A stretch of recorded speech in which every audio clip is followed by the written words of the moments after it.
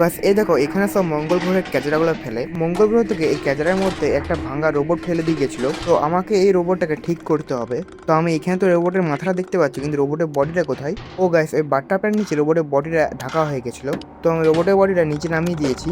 তারপর রোবটের মাথাটাও লেগে গেছে, কিন্তু গাইস রোবটের এখনো দুটো জিনিস মিসিং আছে, একটা হাত আর একটা পা। ওটা আমাকে এখান থেকে খুঁজে বের করতে হবে।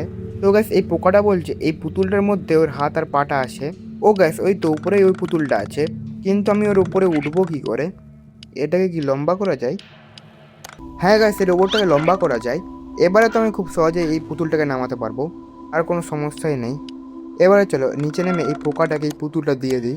আরে পোকাটা কোথায় গেল? আরে ও পোকা কাকু কোথায় গেলে?